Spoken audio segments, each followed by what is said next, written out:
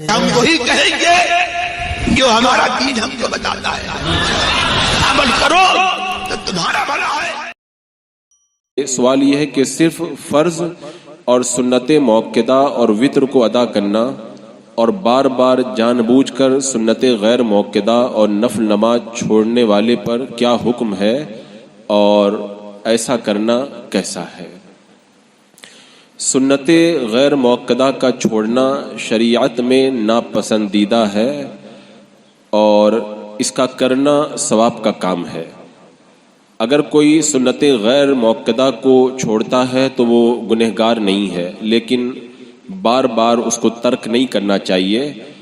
پھر بھی اگر بار بار کوئی سنت غیر موقدہ کو چھوڑے تو اس پر نہ کوئی عذاب ہے اور نہ کوئی عتاب، مگر پھر بھی بندہ یہ سمجھے کہ کیا یہ کم ہے کہ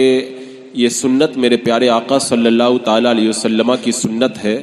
اور سنت پر عمل کرنا باعث برکت ہے، اور اس کے علاوہ ایک بڑا فائدہ اس میں یہ ہے سنت اور نفل پر عمل کرنے پر۔ حضرت عبداللہ بن سہل تستری رحمۃ اللہ تعالیٰ علیہ فرماتے ہیں،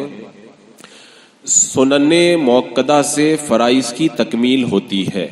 یعنی فرائض سنت موقدہ کے ذریعے مکمل ہو جاتے ہیں اور نوافل سے سنت کی تکمیل ہوتی ہے اور مستحبات سے نوافل کی تکمیل ہوتی ہے۔ تو اس کا مطلب یہ ہوا کہ بندہ اگر مستحب پر عمل کرے گا تو نفل مکمل ہو جائے گا، نفل پر عمل کرے گا تو سنت مکمل ہو جائے گی، سنت پہ عمل کرے گا تو فرض مکمل ہو جائے گا۔ لہذا سنت غیر موقدہ یا نوافل کو چھوڑنے کی عادت نہیں ڈالنا چاہیے، بلکہ بخاری شریف کے حدیث پاک میں تو یہاں تک فرمایا گیا کہ بندہ نوافل کے ذریعے ہمیشہ اللہ تبارک و تعالیٰ کا قرب حاصل کرتا رہتا ہے، یہاں تک کہ اللہ تبارک و تعالیٰ اس بندے کو اپنا محبوب بنا لیتا ہے اور فرماتا ہے اگر وہ مجھ سے سوال کرے تو میں اسے دوں گا، اگر وہ مجھ سے پناہ مانگے تو میں پناہ عطا فرماؤں گا۔ لہذا نہیں چھوڑنا چاہیے۔ اس کے علاوہ جو نماز کے اندر سنت غیر موقدہ ہیں، عصر میں یا مغرب میں، عشاء میں، ان کی الگ الگ فضیلت میں حدیثیں آئی ہیں۔ مثال کے طور پر ایک حدیث پاک میں آیا، حضرت عمر رضی اللہ تعالیٰ عنہ فرماتے ہیں کہ میرے آقا علیہ السلام نے ارشاد فرمایا، جو شخص عصر سے پہلے کی 4 سنتیں پڑھے اسے آگ نہ چھوئے گی، یعنی وہ بندہ جہنم میں نہیں جائے گا۔ تو لہذا اگر کوئی سنت غیر موقدہ